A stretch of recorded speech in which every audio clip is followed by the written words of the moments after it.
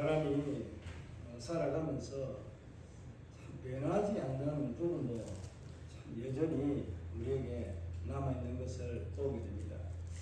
변하긴 하지만은 특별히 변하지 않는 우리의 모습을 보면서 정말 나는 어떤 모습으로 또 어떻게 하나님 앞에 하나님의 영광을, 하나님 얼굴을 나타내고 구하는 그런 삶으로 살아가는지 한번 우리 자신들을 한번 돌아보면 참 좋겠습니다. 지난 시간에는 우리가 하나님의 영이, 성령이 우리 가운데 부어지는 일들, 이것을 새 일이라고 하면서 하나님께서 말씀하셨던 것들을 살펴보았습니다. 그 새 일은 예수 그리스도께서 마른 광야에 물을 내시고 그곳에 사막에 물을 내어서 강이 흐르게 하는 하나님의 새로운 역사를 이루어 가신다는 것, 다르게 말하면 성령을 통해서 일하실 것이라 하는 것을 말씀하셨습니다. 여기서 우리에게 성령 강림이라고 하는 이런 절기를 통해서 예수님께서 부활하시고 난 이후에 성천하시고 10일 만에 우리에게 성령이 오셨습니다. 그 성령이 오신 것을 우리는 성령 강림 주일이라고 말을 합니다. 구약의 성령 강림 주일이라고 말할 수 있는 이사야 43장 14절에서 21절에 있는 말씀들을 보면은 그 성령 강림에 대한 내용, 이것을 새 일이라고 말씀하였습니다. 오늘 본문에서는 22절에서부터 마지막 절까지는 그 새로운 일을 행하시는 하나님, 어떤 가운데서도 그 새 일을 행하셨는지, 이스라엘을 사랑하고 그들을 먹이시고 입히시고 인도해 주셨는지, 보호해 주셨는지에 대한 것들을 말씀하고 있습니다. 구구절절히 말하는 것이 아니라 비유적으로 딱 설명을 요약해서 말씀해 주고 있습니다. 하나님의 사랑을 입은 자들이 어떤 삶을 살고 있는지, 어떤 형태로 하나님께 그 사랑한다는 고백, 하나님을 예배한다고 하면서 어떻게 예배하고 있는지에 대한 실질적인 민낯을 그대로 집어서 말하고 있다고 볼 수 있습니다. 참 우리가 은혜를 입은 자가 그 은혜를 저버리고 배은망덕한 행동을 하게 되면 많은 사람들이 뭐라고 이야기합니까? 저는 은혜도 모르는 자, 저는 배은망덕한 자. 다른 사람들을 향해서 그렇게 말합니다.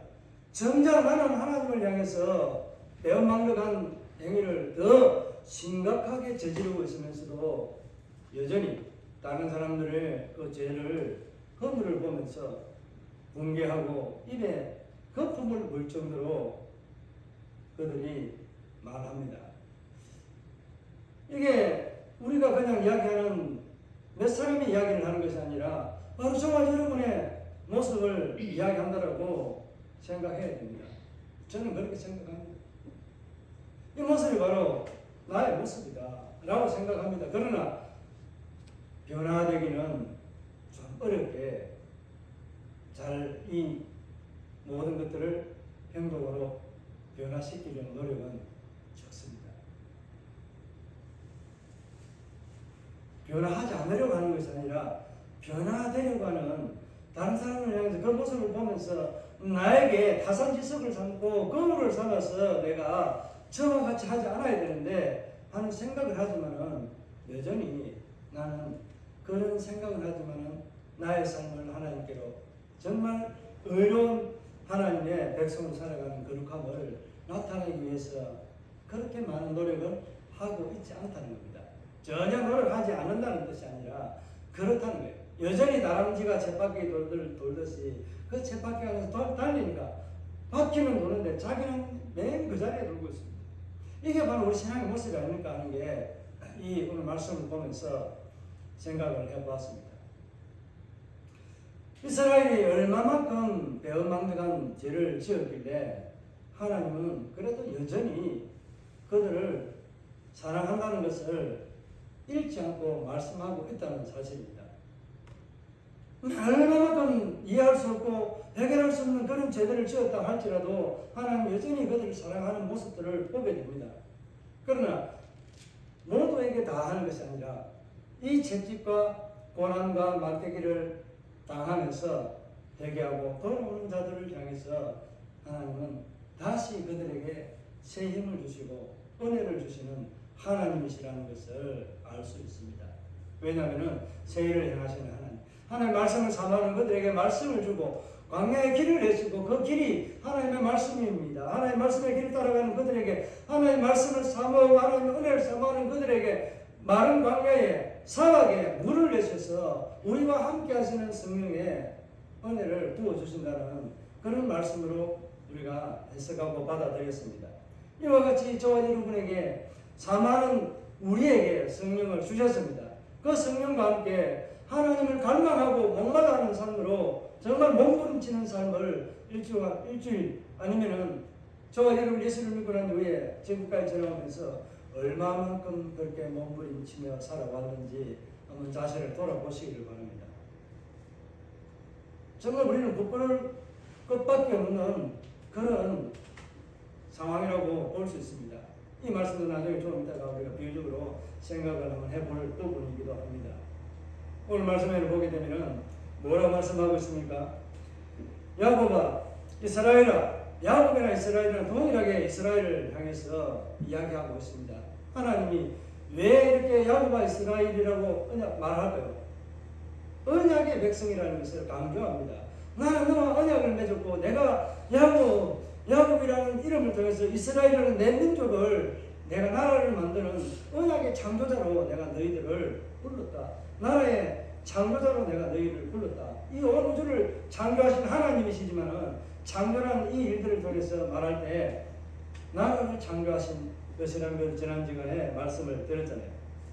이와 같이 하나님 앞에 은혜를 입은 자들을 야곱아 이스라엘이라고 말을 합니다. 그러면서 오늘 뭐라고 말합니까? 22절에 보면은 야곱아 너는 나를 부르지도 않는다. 그리고 이스라엘아 너는 나를 괴롭게 여긴다. 현재 모습이 그러니까 이스라엘이 뭘 하고 있는 거예요? 언약의 백성이 뭘 하고 있는 거예요?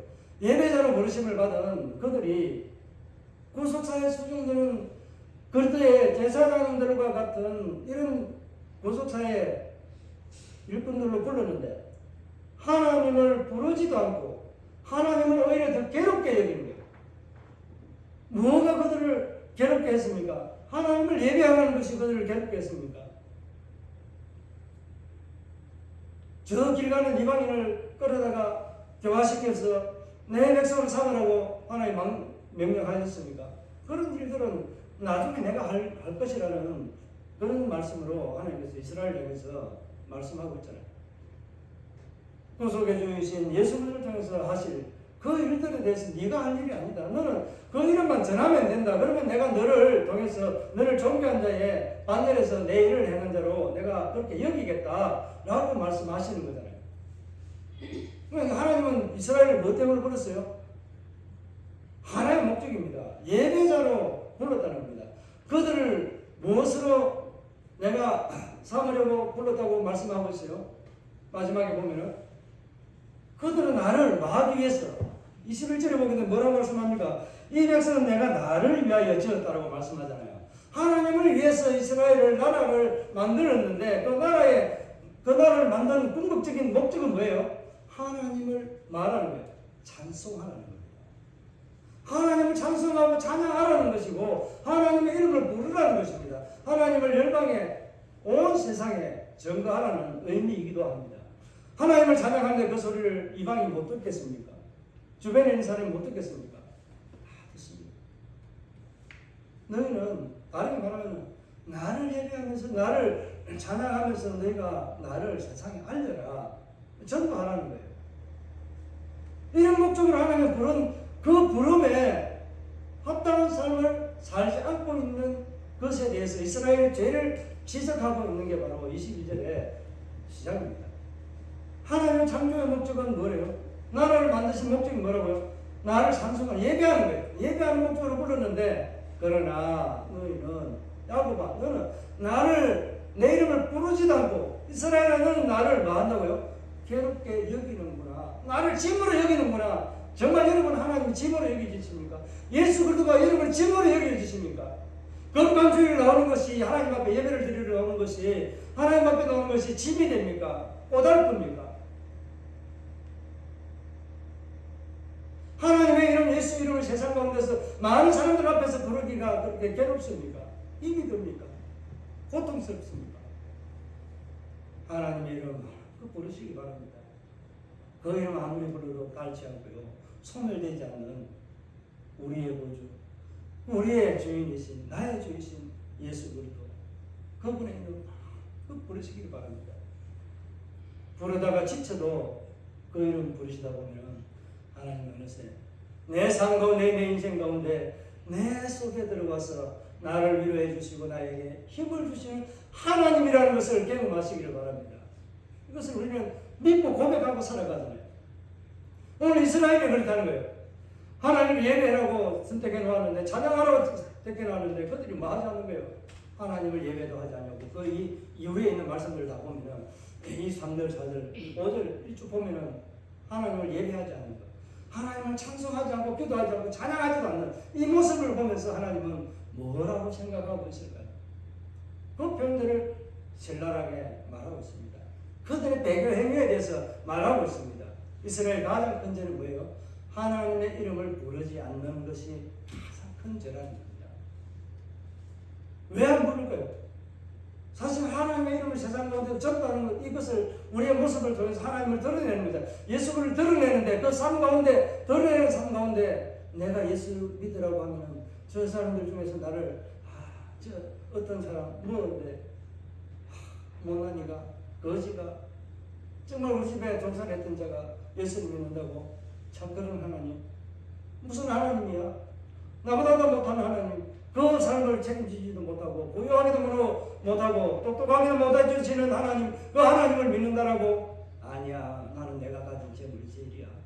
그렇게 여기고 조롱할 사람들이 있다라고 말할 수 있잖아요. 이런 모습으로 비춰지기 때문에 그 사람들이 말하지 않을까요? 복음을 전하지 않는 것 아닌가요? 오늘 우리에게 하나님은 창조의 목적에 맞도록 살아가라고 말씀하고 있습니다. 그런데 창세기 4장에 보면은 여호와의 이름을, 여호와를 예배한다는 표현과 같은 표현이 셋을 갖고 에노스 뭐 이런 사람들이 흩어지면서 여호와의 이름을 부르기 시작합니다. 여호와를 찾기 시작합니다. 그러니까 예배를 위해서 찾는 그런 부름이라고 말하고 있습니다.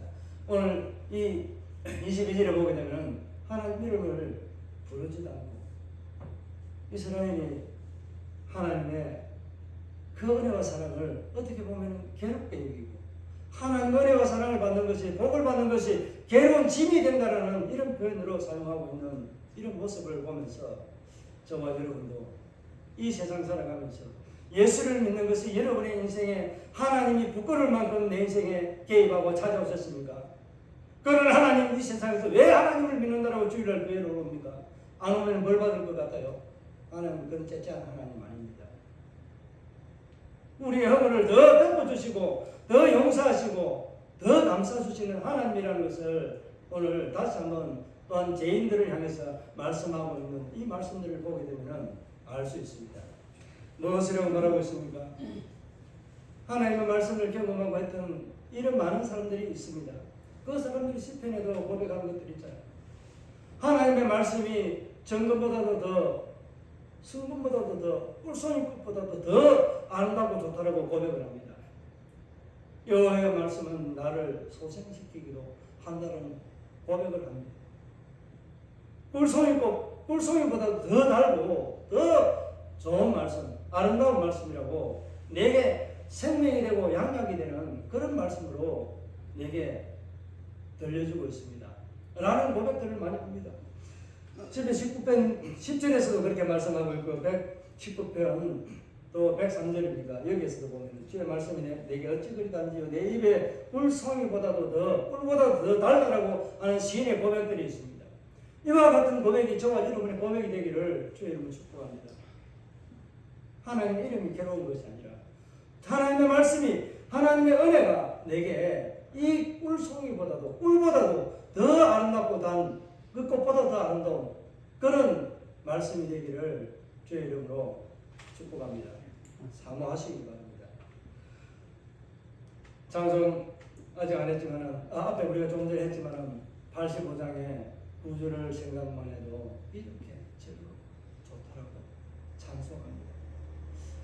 이 찬송과 같이 여러분의 삶에 우리 구주 예수 그리스도 삼위 하나님을 언급하고 말할 때 여러분이 이와 같이 기쁘고 즐거운 삶으로 여러분이 느껴지고 고백되어집니까? 예수 이름의 생각만 해도 여러분 안에 기쁨과 감사가 넘쳐나는 복된 선거의 삶이 되기를 예수 이름으로 축복합니다. 정말 여러분이 예수 그리스도만이 여러분의 소망이 되고 기쁨이 되는 즐거움이 되는 그런 삶입니까? 그런 삶이 였기를 주의 이름으로 바라고 또한 앞으로 그런 삶이 되기를 축복합니다. 정말 예수의 이름이 내게 기쁨이고 소망이 되는 그런 진정한 하나님의 이름, 나의 구주의 이름이 여러분의 기쁨이 되고 소망이 되는 이름이 되기를 다시 한번 고백하면서 감사하시기를 바랍니다. 오늘 말씀을 이어가면은 뭐라고 말씀하고 있습니까? 내 번제의 양을 내게로 가져오지 아니하였고 내 제물로 나를 공격하지 아니하였다라고 그렇게 말씀합니다. 하나님 앞에 제사 드리는 것을 뭐 했다는 거예요? 소홀히 여기고 제사를 제대로 드리지 않다는 거예요.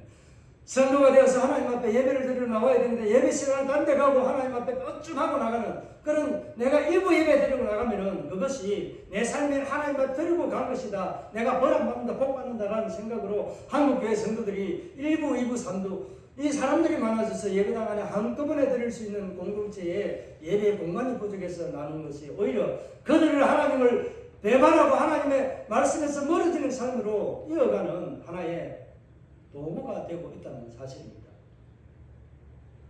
이런 것들을 생각하면서 하나님 앞에 예물도 가져가지 아니하고 하나님 앞에 번제물이라고 하는 내 삶의 믿음의 고백도 가져가지 않는 거예요. 이런 것들을 좀 더 뜯어서 말하면 뭐예요? 번제를 드리는 건 뭐 하는 겁니까? 기름은 그 제단 위에 바르는 것이고 피는 뭐 하는 거예요? 그 제단에 태워서 드리는 거예요. 헌신이라는 이런 이름으로 우리가 제사를 드리잖아요. 번제단 앞에 나가는 게 이게 번제라는 것이 그런 의미가 있습니다. 나의 삶을 내 모든 내 생명을 하나님 앞에 이렇게 태우듯이 내 생명을 전적으로 내 생을 다하는 그날까지 하나님을 위해서 내 생명을 태우겠습니다. 여러분이 드리는 이 번제가 그렇다니까요. 여러분이 드리는 제사가 그렇다니까요. 소재는 흔들어서 내가 소원하는 것들 하나님과 은혜를 갚는 거예요. 이런 제사를 드리는 게 바로 우리가 주일 예배입니다. 예배가 제사예요. 제가 코로나고 했을 때 전교에 있을 때도 말씀을 이 예배라는 단어를 찾아보고 좀 더 깊이 들어가려고 하다가 좀 시끄러져서 저도 더 깊이 말씀을 좀 연구하지는 못했지만 그냥 간단하게 말하면 하나님이 구약의 제사, 이 제사가 신약의 예배라는 단어로 동일하게 쓰여지고 있는데 이 고린도전서에서 보면은 너그는 모일 때라는 모일 때 이것이 예배라는 단어인데 그렇게 표현하기 때문에 예배라는 단어가 굉장히 제사라는 단어가 어떻게 보면은 우리 안에 흐지부지하게 그렇게 다가오게 되는 의미를 주었다라고 저는 생각합니다. 하나님의 백성은 구약에는 뭐예요? 1년에 반드시 3번을 올라갑니다. 절기 때마다. 한 번 이상 반드시 가요. 빈손 들고 안 갑니다. 이게 우리는 자전 은혜를 고백하는 예배의 시간이 뭐예요? 그날과 동일하게 똑같은 주일입니다. 예수님께서 승리하십니다. 부활하십니다. 생명을 다시 우리에게 주시기 위해서 본보기로 첫 번째 본으로 보여주신 부활의 주님. 그 주님이 승리하신 날이잖아요. 그 날을 기념하면서 우리는 예배합니다. 하나님의 백성은. 그래서 신부라면 매 주일마다 나와서 이 승리하신 예수님과 함께 손잡고 하나님을 찬송하고 나의 모든 죄를 고백하고 하나님의 은혜를 구하는 삶. 나에게 주신 그 은혜들을 하나님 앞에 예물로 삶으로 표현하고 드리는 이 표현들이 바로 우리에게 주어지는 은혜가 이 주일입니다. 하나님 앞에 나올 때 빈손 들고 반드시 나오지 말았습니다. 우리가 주일날 드리는 헌금이 그냥 목적 목적 헌금과 같이 이런 것들도 있지만은 기본적으로 드리는 헌금이 내가 한 달에 수입에 대한 11조를 드리고 감사의 제목들은 내가 한 달 만에 드릴 수도 있고 매 순간마다 하나님의 은혜를 입었을 때 드리는 감사의 예물이 있습니다. 그걸 감사라고 말합니다. 다른 목적은 뭐예요? 건축이라든지 선교라든지 어떤 또 다른 목적을 위해서 봉사, 고제 이런 것들을 위해 전도를 위해서 드리는 목적 헌금들이 있습니다. 그러나 한 가지 잊어버리고 있는 이 헌금이 있어요. 매주일마다 올 때 하나님 앞에 은혜 받은 구원받은 백성이 드리는 주일 헌금이라는 게 있습니다. 이것은 내가 하나님 앞에 해도 되고 안 해도 되는 그런 문제의 성격이 아닌 거예요. 제가 헌금을 강조해서 죄송합니다만 내가 하나님 앞에 구원받은 은혜의 가치가 감사가 감사란 말로 표현하지 않지만 귀한 예물 하나님 앞에 주일 헌금을 할 때에 1,000원, 2,000원 이건 하나님 앞에 내가 구원받은 가치가 이 정도밖에 안 되나. 지금 우리의 이 금리 기준 이런 것들을 볼 때에 그렇다는 거예요. 저보다도 힘들고 어려운 사람이요. 15년 전, 20년 전에 그 사람이 5천만 원 하는 것을 보았습니다. 그때는요, 주일 헌금과 함께 감사한 것 모든 예물들을 바구니를 돌렸어요. 바구니를 돌릴 때 그분이 헌금을 할 때 제일 앉았기 때문에 찬하게 앉았기 때문에 하는 걸 봤어요. 10,000원씩 하더라고, 10,000원씩이요. 그 당시에 평균 임금 일당이 노가다 한다고 하는 사람들이 기술자들이 연말에 받으면 10만 원에서 15만 원 사이 받는 그때 잘 받는 임금이라고 말할 수 있어요. 그때 10,000원 해서 10,000원. 하루에 11조와 같은 그 금액을 한 주일에 10,000원이에요. 그때 보통 사람들 얼마 한 줄 알아요? 2,000원에서 많이 하면 3,000원이에요.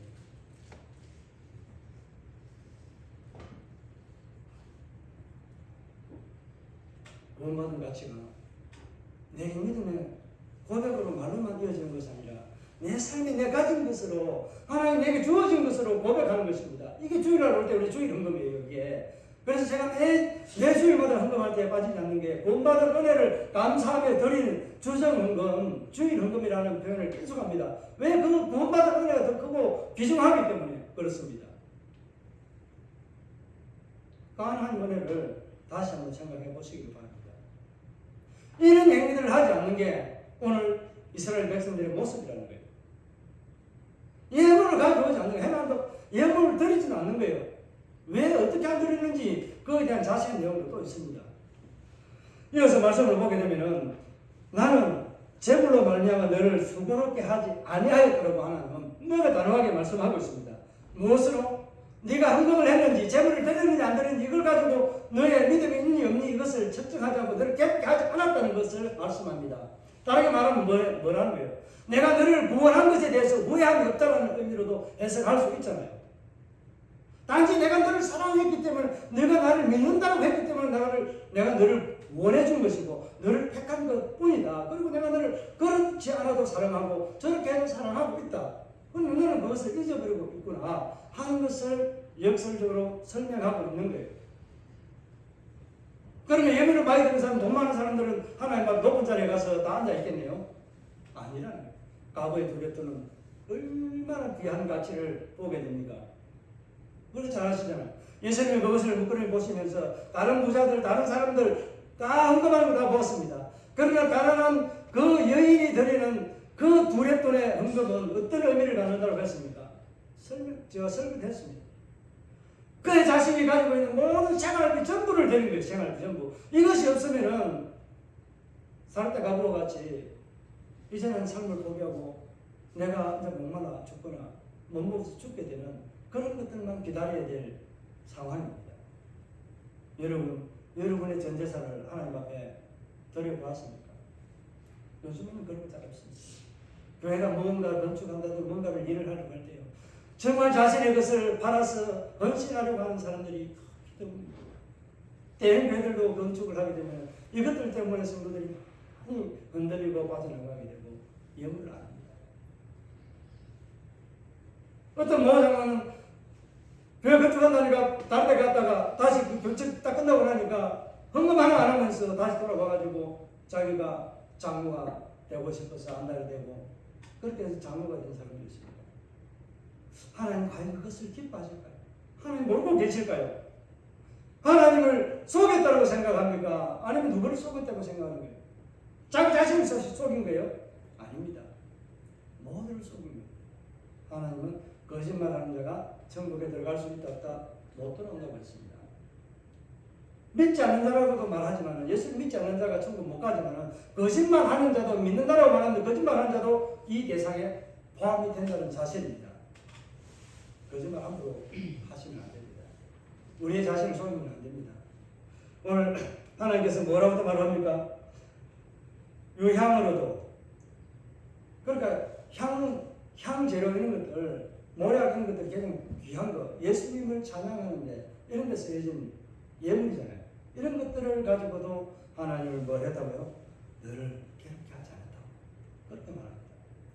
하나님이 네 예물에 많고 적었고 안 드린 것에 대해서 하나님이 방귀를 들고 너를 징계하고 채찍을 들고 나라를 썰어버리는 이런 일들을 하신다 안 하신다? 안 하신다는 거예요.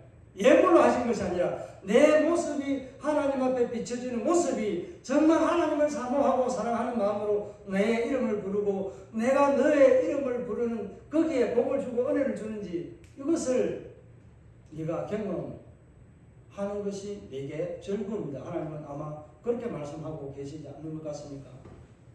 제가 볼 때는 그렇게 말씀하고 있는 거예요. 내가 내 이름을 부르다가 내 찬송을 나를 찬송하다가 내가 은혜를 입고 내가 너에게 나도 모르게 너에게 모든 걸 주고 싶어서 많은 것을 주고 되지 않을 일들을 되게끔 길을 열어주고 풀어주는 이런 일들을 내가 해서 네가 은혜를 입었다고 하면 감사하는 네 삶의 행위를 보고 난 또 더 기뻐하겠다 하는 그런 하나님의 사랑이 묻어나지 않습니까? 이런 모습으로 살아가는 이스라엘을 향해서 하나님이 또한 뭐라고 말씀하고 있습니까?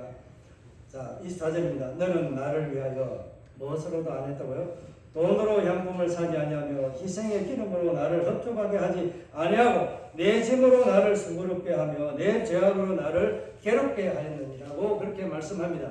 여기서 돈으로 사지 않았다는 말은 우리가 예배 드린다 할 때 이 제사 드릴 때 돈으로 예물을 사지 않았다고 하나님이 그것이 못마땅해서 말하고 있는 거예요? 아닌 거예요. 정성이 없는 것. 정성이 없는 것에 대해서 하나님 말씀합니다. 네가 진정 나를 기쁘게 하고 내게 뭔가를 주고 싶어서 네가 안달이 나면 정말 네가 돈으로 네게 있는 것을 찾듯이 정성껏 좀 뭔가를 한번 해봐라. 그러면 내가 너를 더 기뻐할게. 너를 내가 더 복주고 복줄게. 이런 의미로 말씀하고 있는 거예요. 이 형식적으로 왔다 갔다 하는 거죠. 이런 것들을 하나님이 싫어하신다는 거예요. 설명도 오늘 해석도 좀 그렇지만은 나를 위해 돈으로 이 형편없는 정성 없는 이런 예배 행위자의 모습을 말하고 있습니다. 희생의 기름 자기 수고도 없는 것에 대해서 말씀하고 있습니다. 여러분 하나님을 섬길 때 수고와 희생 이것들은 반드시 따르는 필수 하나의 조건과 같은 일들입니다. 하나님 섬기려고 하면 세상을 포기해야 됩니다. 내가 즐기는 것 포기해야 됩니다. 이런 것들이 바로 희생과 수고 아닙니까? 이런 것들을 포기하지 않고 하는 행위는 하나님을 진정으로 사랑한다고 말할 수 없습니다. 그러면서 뭐라고 말하고 있어요? 나를 흡족하게 하지 않았다. 하나님을 만족하게 한 번이라도 안 했다는 것이고 뭐를 말했다는 거예요? 내가 스스로 내가 수고하는 것, 내가 정성껏 하나님을 앞에서 하나님을 향해서 드리는 예물이라든 모든 행위들이 하나님을 기쁘게 하는 데까지 이르지 못했다는 거예요. 그럼 형식적으로 눈 가리고 아무 하는 것처럼 했다는 것을 말하고 있는 겁니다. 그리고 뭐를 말하고 있어요? 내 집으로 나를 수고롭게 하며 내 죄악으로 나를 괴롭게 하였다. 이렇게 말하는데 이 말들의 의미들이 좀 상당히 좀 별로 의미 있게 해놓은 것이 아닙니다. 해석이 여기는 하나님을 괴롭게 했다는 이 말이 알게 했다는 거예요. 하나님 앞에 뭐만 알게 했다는 거예요. 하나님 물론 그들이 죄악을 보니까 어떤 마음이 들겠어요? 괴롭겠죠. 이 의역으로 너무 표현을 그렇게 하는 거예요. 내 죄악들을 자기들의 죄악을 이스라엘의 죄악 이 야곱의 죄악들을 하나님에게 계속해서 알리는 일만 했지 너희가 하나님 앞에 제사 드리고 하나님이 기쁘시게 하는 일 하나도 안 했다는 거예요. 하나님이 얼마나 괴롭겠습니까? 그러면 자기 백성 내 새끼가 내 자녀가 아버지 부모 엄마 아빠에게 뭐 해야 되니까 기쁨이 되고 좋은 일을 해야 되는데 뭐 하는 거예요? 계속해서 힘들고 어려운 일들, 이런 일들만 당하는 것뿐만 아니라 뭐 하는 거예요? 부모의 얼굴에 먹칠하는 거, 똥칠하는 이런 행위들만 하고 있는 거예요. 그것만 자꾸 알리는 거예요. 부모가 그걸 보고 기뻐하겠어요? 그 자녀를 사랑하겠어요? 그 자녀에게 무엇을 주고 싶습니까? 주고 싶겠습니까? 여러분 같으면 그런 자녀들을 두고 날마다 돈을 갖다 얼마씩 주고 사랑한다고 매번 좋은 옷 입히고 그렇게 좋은 차 사줘서 더 제하게 가라고 그렇게 자녀들을 사랑하는 표현을 하겠습니까? 절대 안 합니다. 하나님을 향해서 하나님을 괴롭게 하는 것이, 물론 괴롭게 하는 게 맞죠. 하나님은 그 죄를 싫어하고 그만큼 미워하는데 하나님이 점점 내 죄를 알게 하고 우리 모든 죄들을 하나님이 알려고 고자질하듯이 하나님 앞에 그런 죄를 행하고 있으면서 하나님을 사랑한다고요? 하나님을 예배한다고요? 어떤 하나님을 예배하고 하나님 어떤 하나님을 사랑하는지 한번 우리 자신을 한번 돌아보시기 바랍니다. 내 희생과 수고가 내가 그리스도인으로 살아가면서 예배자로 살아가면서 내가 주를 위해서 희생하고 수고하는 것이 무엇이 있습니까? 오늘 하루는 무엇을 희생하고 있습니까? 무엇을 하나님께 드리고 무엇을 하나님 앞에 감사하며 고백하며 살아가고 있는지 한번 여러분 자신을 냉철하게 한번 돌아보시기 바랍니다. 내 모습 이대로 주님 받아주십니다. 우리는 보잘것 없습니다. 내가 가진 것 없습니다. 베드로 요한이 성경 눈물의 한 자를 안전병에 고칠 때 뭐라고 했습니까? 구걸하는 그를 보면서 불쌍히 여기는 마음 똑같이 있습니다. 그러나 물질을 주고 가는 사람도 있지만 물질을 주지 않는 사람이 있습니다. 물질을 주는 것은 뭐 하는 거예요? 조금 도움을 주는 거예요. 그 다른 것을 주는 것은 뭐예요? 더 큰 은혜를 베푸는 거다. 어떤 베드로 요한은 그거예요. 구걸할래? 네가 일어서서 건강해서 네가 네 몸으로 네 육신으로 힘써서 땀 흘려서 수고하고 네 모든 것들을 네가 이루어 나갈래? 네가 어떤 거 받을래? 돈 받을래? 뭐 받을래? 이런 말로가 똑같잖아요. 내가 가진 것은 없지만은 돈은 없지만은 네가 돈을 바라지만 나는 돈 없다. 그러나 내게 있는 것은 뭐가 있어요? 여러분 안에 뭐가 있습니까? 예수 그리스도 있잖아요. 예수의 이름을 그 안진뱅이에게 돌려주세요. 그게 예수 이름을 주는 거잖아요. 그게 전도입니다. 생명을 전하는 거예요. 생명을 전하는 그 생명을 받는 자는 안전뱅이가 일어서고 기머거리가 귀가 열려서 듣게 됩니다. 맹인이 볼 수 있게 되고 이게 하나님께서 세계를 만들어 놓은 열어놓은 그 길이잖아요. 그 길이 바로 예수 그리스도 이름이에요. 이 이름을 믿고 살아가는 우리에게 이와 같은 믿음의 역사들이 일어난다는 사실을 기억하시고 믿고 고백하며 삶으로 한번 누려보시기를 바랍니다. 25절에 보면 곧 나는 나를 위하여 내 허물을 도말하는 자니 내 죄를 기억하지 아니한다라고 말씀합니다. 여기서 도말이라는 말은 전문적으로 이 씻다, 지워버린다 하는 이런 의미가 있습니다. 원어의 의미가. 그리고 기억하지 아니한다라고 하는 이 말은 무슨 의미가 있겠습니까? 죄를 기억하지 않는다는 것. 다시 한번 그 죄를 끄집어내진다는 거예요. 우리 죄를 예수 그리스도의 이름으로 십자가로 숨을 도말하고 있는 게 우리의 죄를 끄집어내어서 말합니까? 안 합니까? 안 하는 것도 그 사건과 똑같습니다. 이 십자가로 이루어놓은 우리의 죄를 기억하지 아니하시는 하나님. 그 아들에게 우리의 모든 죄를 지어서 도말했기 때문에 그런 거예요. 그 도말은 씻는다는 이 의미가 어떤 의미가 있는 겁니까? 그냥 예수님이 하나님이 우리의 죄를 위해서 그냥 십자가에 죽으시고 계획해놓은 그 일대로 그냥 없는 일로 한다 이런 의미입니까? 도말한다는 이 의미, 씻는다는 이 의미 뭐예요? 우리가 빨래를 씻을 때 뭐 어떻게 해요? 세탁기를 돌리는 거 전기세가 들어가면 물도 들어가야 되고 하이타이와 같은 이런 그 세제 용기를 넣어야 되잖아요. 이와 같이 하나님께서 우리의 죄를 씻기 위해서 뭐 하신다는 거예요? 자기가 몸소 행해서 자기의 힘으로 자기의 뜻으로 해결하신다. 이런 의미로 말씀하고 있는 겁니다.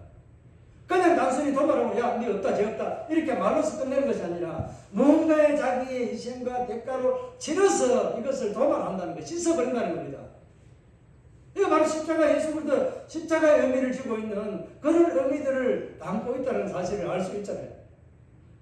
그럼 이스라엘이 지금까지 언제 어떻게 생각하세요? 오늘 본문에서 말씀하는 거 보면 저와 여러분을 비교해도 이와 비교하지 않나요? 그런 저와 여러분을 하나님 앞에 회개하는, 주일날 와서 하나님 앞에 회개하고 기도 때마다 회개하는 우리의 모습을 보고 뭐라고 할까요? 하나님, 그래도 내가 너를 사랑한다.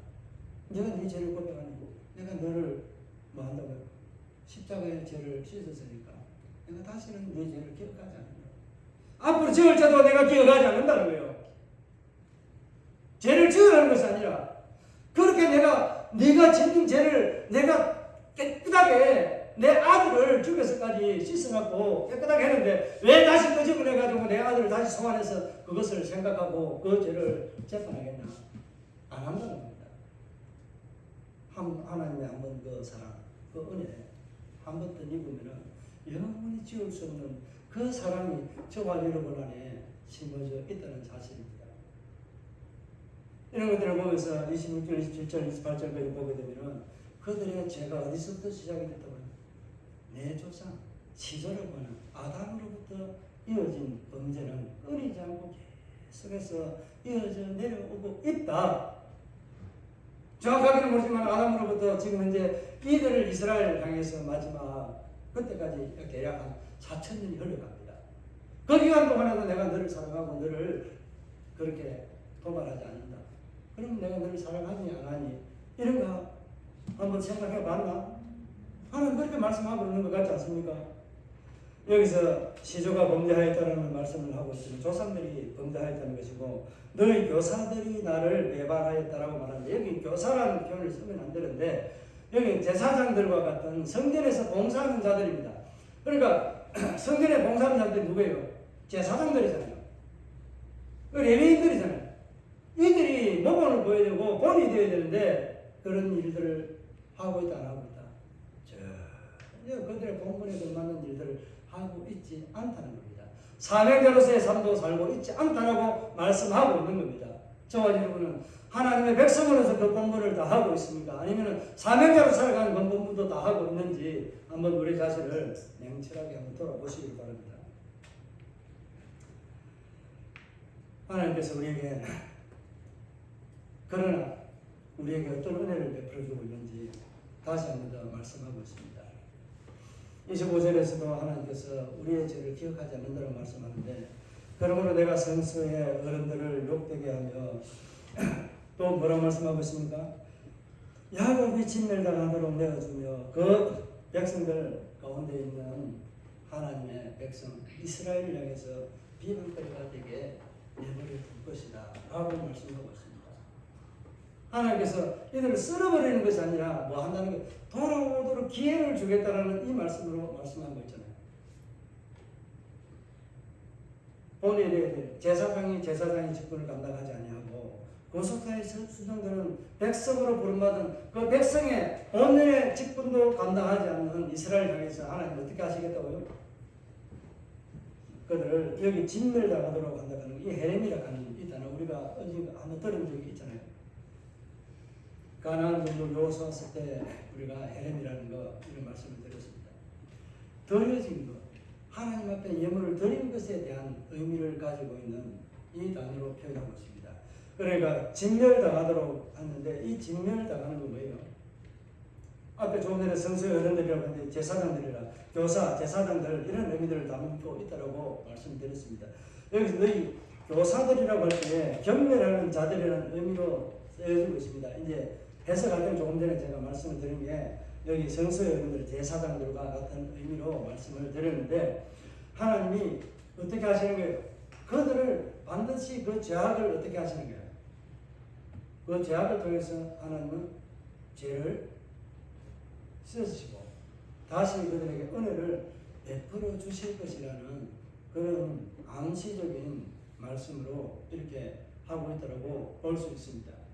왜 그것을 그렇게 알 수 있느냐 하면 사장을 넘어가게 되면 그것을 확실하게 알 수 있게 됩니다. 오늘 이 말씀을 정리하면 이렇습니다. 하나님께서 이것들을 계속해서 범죄하고 있는 이들을 향해서 아직도 죄를 짓고 있고 그렇게 하고 있다는 것을 미완료형으로 말하고 있습니다. 우리는 우리 한글에서는 어떻게 해석하고 있을까요? 완료형으로 하고 있습니다. 완료형을 하고 있으면 그 의미가 전혀 다릅니다. 시조부터 지금까지 오는 세대까지 어떻게 될 것이라는 것을 추측할 수 있습니까? 여전히 하나님의 말씀과 멀어진 죄인의 삶에 거기에서 허덕이면서 하나님을 영화롭게 하지 않는 그런 삶으로 살아가는 것을 우리가 예견할 수 있도록 말씀해 주고 있습니다. 오늘 말씀의 내용이 참 많습니다만 우리 자신을 돌아보면서 하나님께서 정말 우리를 원하는 것이 뭐예요? 공한 대작들과 같이 그런 높은 지위에 있는 그들을 원하는 것이 아니고 또 우리의 물질의 많고 적음을 원하는 것이 아니라 내 마음과 정성을 내게로 향하고 있는지 정말 나를 사랑한다고 말하면서 내가 사랑하는 것을 네가 하고 있느냐 하는 것에 대한 질문들을 우리에게 던지고 있고 그 해답의 길을 우리에게 말씀해주고 있다는 사실입니다. 그렇다면 저와 여러분은 오늘 이 성서에 어떤 사람들 어른들과 같은 이 모습으로 우리는 하나님을 예배한다라고 말하고 있지 않는지 그 직분에 걸맞는 직분도 행하지 아니하고 그 이름에 걸맞는 성도에 걸맞는 일들도 하지 아니하고 내 이름과 영광 종기만이 내가 차지하려고 하는지 그런 모습들을 우리에게 오늘 이 본문의 말씀을 통해서 말씀하고 있습니다.